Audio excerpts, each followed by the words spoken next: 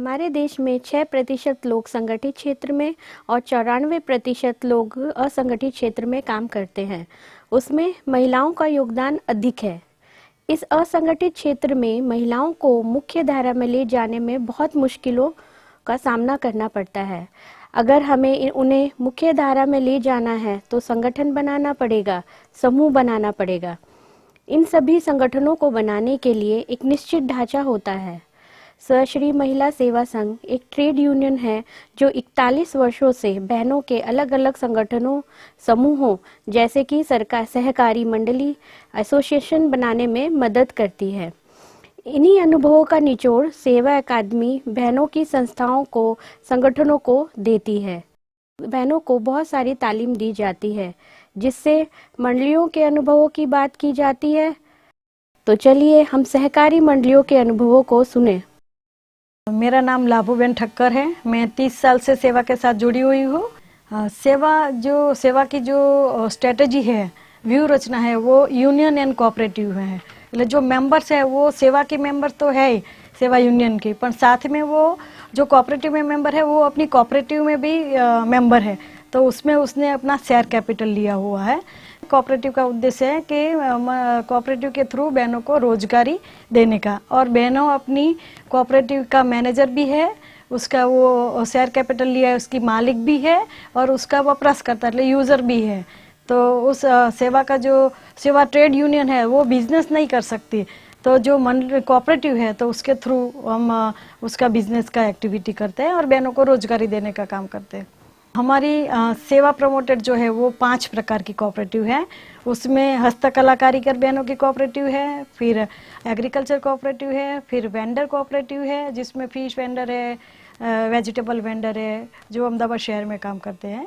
फिर है हमारा सर्विस प्रोवाइडर कोऑपरेटिव है जिसमें सफाई कामदार बहनों की कोऑपरेटिव है, कंस्ट्रक्शन वर्कर की कोऑपरेटिव है, फिर होम मैनेजर की कोऑपरेटिव है, फिर वीडियो कोऑपरेटिव है, चाइल्ड केयर, हेल्थ केयर, ऐसी तरह की हमारी सर्विस प्रोवाइडर भी कोऑपरेटिव है। फिर हमारा क्रेडिट कोऑपरेटिव भी है जो बड़ौदा और सूरत और अहमदाबाद में काम कर रही है। तो उस प्रकार की हमारी अलग अलग प्रकार की कुल 105 कोऑपरेटिव है। प्रथम तो हमको बहनों की एक मीटिंग बुलाते हैं, मंडली की रचना का ठहराव करना पड़ता है। तो उसमें फिर जो बहनें सम्मत है तो उसका शेयर कैपिटल लेके उसका बैंक में अकाउंट करके फिर उसका बायलॉज बनाते हैं, और वो मंडली और साथ में के वो 3 साल या 5 साल में कैसे पकबर होगी तो उसका भी एक प्लान बनाना पड़ता है, बिजनेस प्लान। और फिर वो रजिस्ट्रार को दे के उसके साथ उसके बाद उस 3 महीने के अंदर उसका इंस्पेक्शन होता है कि सही में ये कोऑपरेटिव वाइबल होगी कि नहीं, और फिर उसका रजिस्ट्रेशन होता है। पहले तो ये कि जो महिला की कोऑपरेटिव और ये बिजनेस के लिए जो जब रजिस्टर करने जाते हैं तो पहले तो कोई समझता ही नहीं है कि भाई ये कोऑपरेटिव पकभर होगी कि नहीं और उसको रजिस्टर करना कि, क्योंकि जो गवर्नमेंट की फिक्स कैटेगरी है कि भाई उसमें हाउसिंग कोऑपरेटिव है, फिर क्रेडिट कोऑपरेटिव है, फिर एग्रीकल्चर कोऑपरेटिव, तो उसमें ये हमारी सेवा की जो इनोवेटिव कोऑपरेटिव है वो कैटेगरी में फिट नहीं होती। तो पहले तो वो समझाना पड़ता है कि भाई हमारी जो इनोवेटिव कोऑपरेटिव है तो वो किस तरह से वो चलेगी और उसका किस तरह से वो पकभर होगी और उनका उद्देश्य क्या है। दूसरा तो ये रजिस्टर के गवर्नमेंट के साथ ये प्रॉब्लम है। दूसरा गांव में वो भी एक प्रॉब्लम है कि इस प्रकार की भाइयों गांव में काम कर रही है तो वो बहनों की मंडली चलाने में सहमत नहीं होते। तो और फिर कई मंडली में ऐसा भी होता है कि भाइयों की मंडली जो गांव में चल रही है तो या शहर में है तो उसका नो ऑब्जेक्शन सर्टिफिकेट लाओ, तो चाहे भाई की मंडली बंद पड़ी हुई है तो भी वो बहनों की मंडली रजिस्टर करने में नो ऑब्जेक्शन सर्टिफिकेट नहीं देंगे। तो ये भी एक तकलीफ है कि भाई, और उसमें टाइम जाता है बहुत, तो उस तरह से 1 साल तक वैसे वो लंबा खिंच जाता है कि भाई। और फिर बहनों की मंडली हम प्रपोज कोऑपरेटिव पहले चलाते हैं और फिर उसको रजिस्टर करते हैं।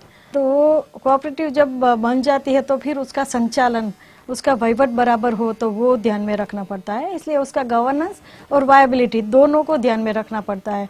उसको हर महीने का उसकी कमेटी की मीटिंग बुलानी पड़ती है, उसकी एजीएम बुलानी पड़ती है, उसका हिसाब बराबर लिखा जाता है कि नहीं वो देखना पड़ता है, उसका ऑडिट देखना पड़ता है।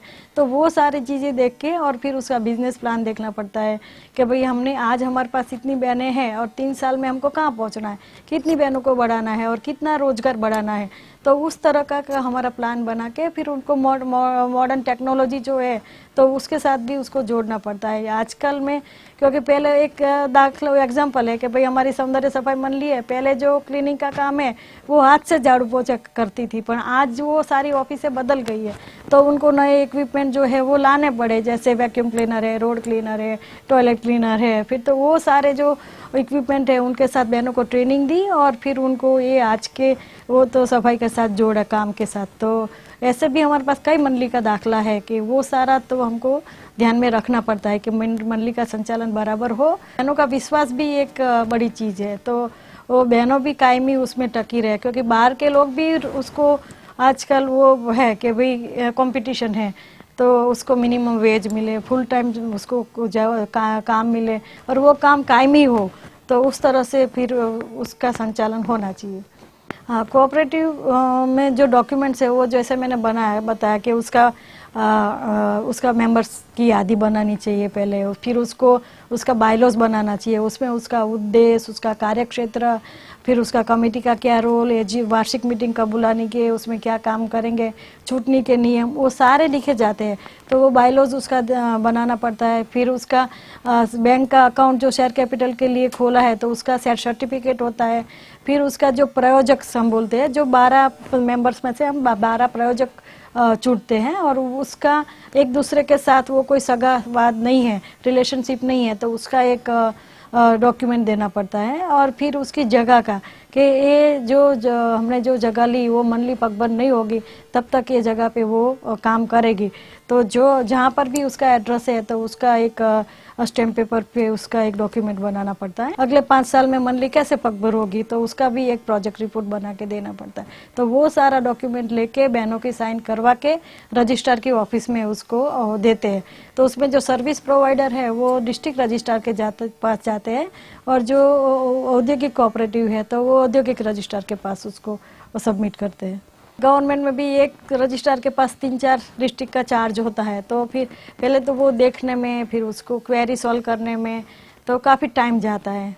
तो वो उस तरह के जो आगे हमने बोला कि भाई नो ऑब्जेक्शन सर्टिफिकेट लाने का, फिर जो बहनों को उसमें अभी पुलिस का दाखला कि ये बहन कोई गुनाहित प्रवृत्ति में है ही नहीं, तो हर एक जो 12 वो मुख्य प्रयोजक हम जिसने को छूटा है तो वो सब बहनों का पुलिस का दाखला भी लाना पड़ता है। तो उसमें बहनों तो कभी पुलिस स्टेशन गई नहीं होती और फिर वो जब वो दाखला लेने जाते हैं तो उसका काफ़ी सवाल होते हैं और वो सब में टाइम जाता है बहुत ही।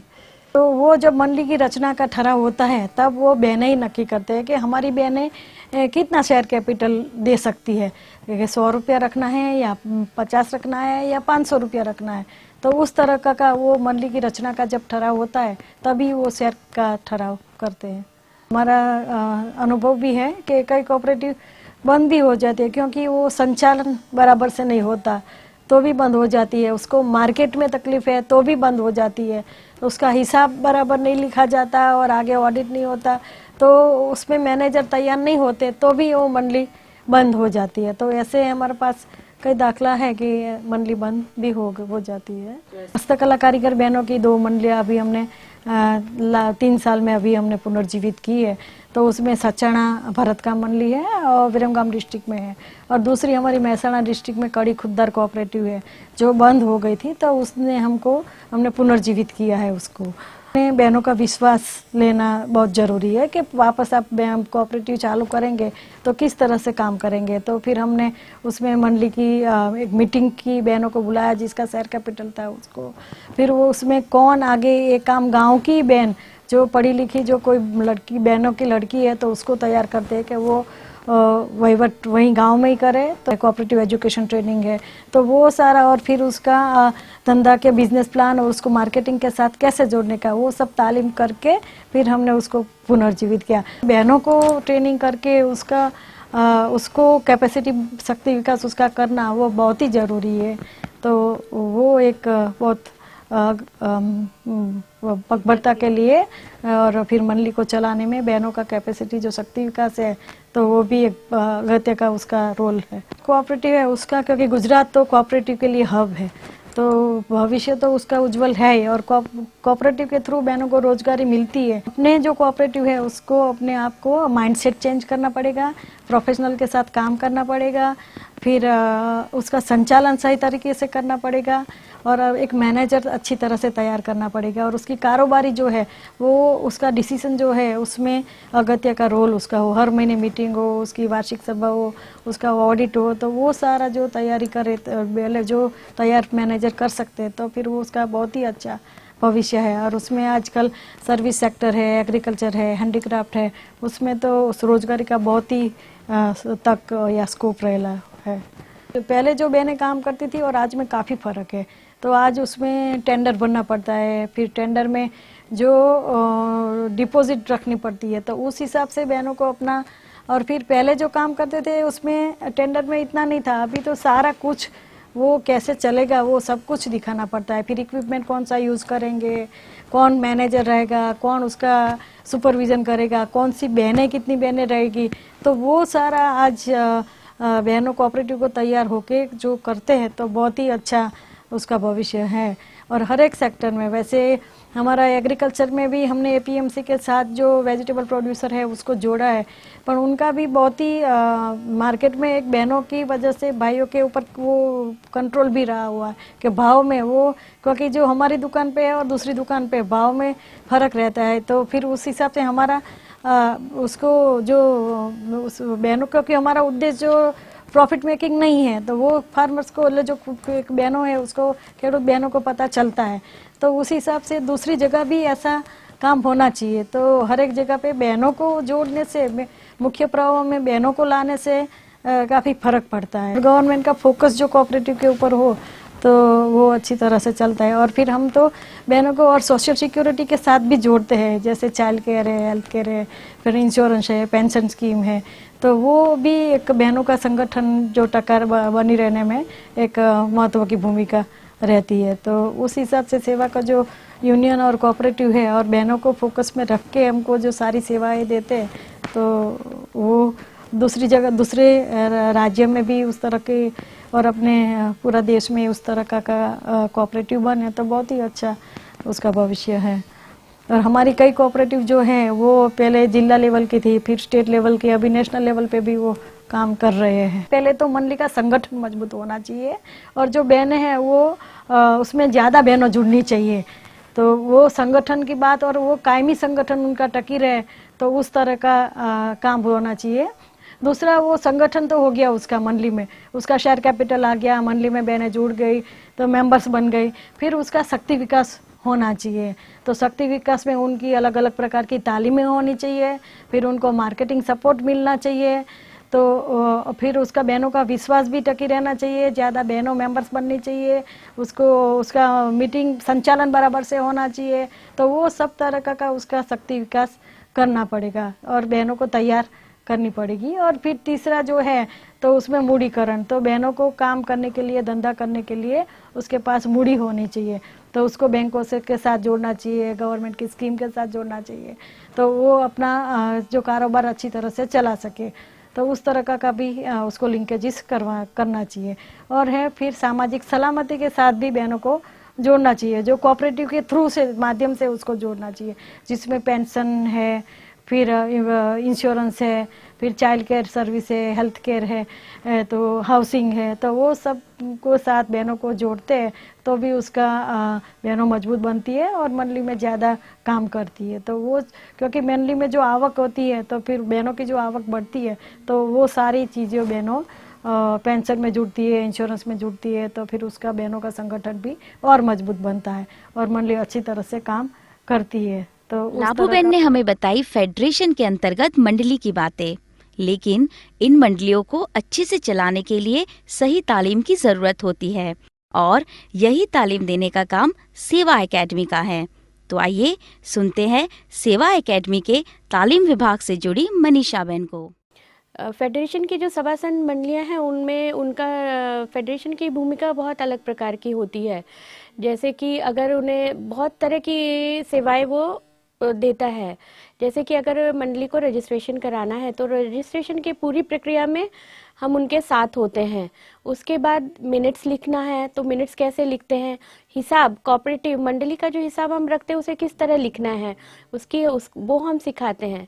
ऑडिट कराना हो, लीगल आइडेंटिटी तैयार कराना, जैसे कि इनकम टैक्स रिटर्न फाइल करना, टीडीएस सर्विस टैक्स फाइल करना, तो ये सभी प्रकार के जो कोऑपरेटिव की जो ज़रूरतें हैं वो हम तालीम देते हैं उनको। ऐसा कोई कोऑपरेटिव को पुनर्जीवित करना हो तो उसमें हम उस प्रोसीजर में उसके साथ रहते हैं। तो रजिस्ट्रेशन होने के बाद जो कोऑपरेटिव एजुकेशन तालीम है, जैसे कि प्रमुख की क्या मुख्य भूमिका और जवाबदारी हैं, मेंबर्स की क्या मुख्य भूमिका जवाबदारी हैं, और जो हमारे मैनेजर्स हैं उनके क्या रोल और रिस्पॉन्सिबिलिटी हैं, इस प्रकार की भी हम उनको तालीम देते हैं। प्रोडक्ट तैयार होता है मंडली में, हम जब उसको बेचने जाते हैं, एग्जीबिशन करने जाते हैं, तो हम हमारी कामगार जो बहनें हैं हम उनको हमारे साथ रखते हैं ताकि वो ये देखें कि उनका जो प्रोडक्ट है वो कितने रुपए में बिक रहा है, साथ में किस क्वालिटी की लोगों की ज़रूरतें, क्वालिटी की डिमांड क्या है, किस तरह लोग और क्वालिटी की डिमांड करते हैं हमसे। तो जब वो बहनें वापस आती हैं तो उसी प्रकार का जो उन्हें फीडबैक मिलता है, जो उन्हें सलाह मिलती है, उसका वो पालन करती हैं और बदलाव लाती हैं अपने। मछली बेचने वाली बहनों की अगर बात करूँ तो जो उनके लिए भी भिन्न प्रकार के प्रोड्यूसर्स के लिए बहुत सारी स्कीम्स है, पर जो बहनें मछली बेचती हैं उनके लिए कोई स्कीम्स नहीं है। तो हमारे अहमदाबाद शहर में कोऑपरेटिव में 500 बहनें उसमें मेंबर्स हैं।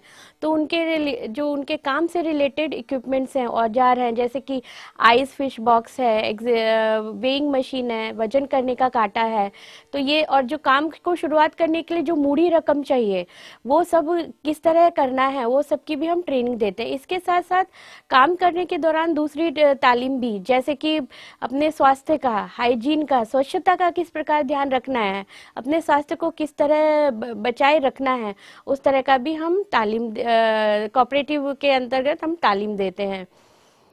पहले तो ये बहनें जो थी मछली बेचने वाली वो रोड के किनारे बैठकर अपना सामान बेचा करती थी, पर अभी कॉर्पोरेशन ने उन्हें एक अलग सी जगह प्रदान की है, अलग से गोडाउन प्रदान की है, जहाँ पे वो सभी बैठ के अपने सामान का बेचान करती है, मछलियाँ बेचती हैं। तो ये जो पूरी पॉलिसी चेंज की बात करती है, ये पूरी प्रक्रिया में हम उनके साथ रहते हैं, हम उनके लिए काम करते हैं। पहले जो थे हम बड़े बड़े टेंडर भरने से बहनें घबराती थी कि बड़े टेंडर हमको नहीं भरना चाहिए, पर छोटे छोटे टेंडर्स भी भरती थी। पर आजकल जो गवर्नमेंट के टेंडर्स आते हैं तो हमारी मंडली की बहनें उसको भरती हैं, उस भरने में जो लीगल प्रोसीजर्स होते हैं उससे रिलेटेड जितनी भी तालीमें हैं, संबंधित सारी तालीम हम प्रदान उनको करते हैं। टैक्स की बड़ी बात करूँ तो सर्विस टैक्स को किस तरह आपको भरना है, जो मुद्दा है पूरा वो तो तालीम हम देते ही हैं, लेकिन जो हमारी जो बहनें जो मजदूर काम करती हैं उनके लिए सर्विस टैक्स का एक बहुत बड़ा मुद्दा है। हमारे जो मजदूर काम करने वाली बहनें हैं, जैसे कि कंस्ट्रक्शन वर्कर की तरह काम करना, होम मैनेजर की तरह जो काम करती हैं, जो सफाई का काम करती हैं, क्लीनिंग वर्कर्स हैं, कोऑपरेटिव हैं, तो उनके डिस्पोजल ऑफ लेबर कैटेगरी के तहत उनका इनकम टैक्स रिटर्न फाइल करवाते हैं। क्योंकि अगर ये बहनें हैं जो अपनी मेहनत से, अपने श्रम से आमदनी करती हैं, उसमें कोई मुनाफा तो होता नहीं है, तो ये काम इस काम को हम एक कैंपेन चला रहे हैं, जुम्बेश की तरह काम कर रहे हैं, और उसमें हम अपना भूमिका अदा करते हैं। क्योंकि कोऑपरेटिव है, उन्हें टैक्स ना भरना पड़े, तो इस प्रकार की जो हमारी भूमिका रोल है उसके तहत हम हमेशा उनके साथ रहते हैं। बहनों की संगठन की बात करूँ तो रोजगारी के लिए जो हमारी बहनें वो गरीब तबके से आती हैं, तो उन्हें कोऑपरेटिव में ज़्यादा से ज़्यादा बहनें कोऑपरेटिव में जुड़े, तो यहाँ पे भी हमारी भूमिका है। जो हस्तकला कारीगरी बहनें हैं हमारी, जो उन्होंने हम कोऑपरेटिव से जोड़ते हैं, वो अलग अलग प्रकार का काम करती है, जैसे कि ब्लॉक प्रिंटिंग, पैच वर्क का काम है, एम्ब्रॉयडरी का काम है, कठपुतली बनाने का काम है, तो उन्हें हम ज़्यादा से ज़्यादा कोऑपरेटिव में जोड़ने की कोशिश करते हैं और बाद में उनकी ट्रेनिंग करते हैं। कोऑपरेटिव एजुकेशन के साथ हम उनके साथ साथ हमें डिज़ाइनिंग करना भी सिखाते हैं।